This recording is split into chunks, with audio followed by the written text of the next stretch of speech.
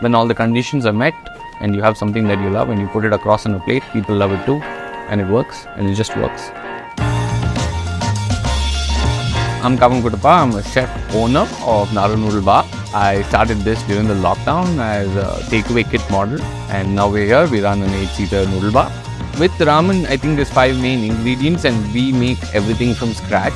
The assembly of a final bowl takes about 5 minutes. But then the soup cooks for 10 plus hours. The noodle takes about another day or 10 hours to make. So everything in ramen takes time. My favorite curry growing up, something that my dad's friend cooked while he was over for a couple of drinks. His name was Pilla Reddy, so we called it the Pilla Reddy chicken curry.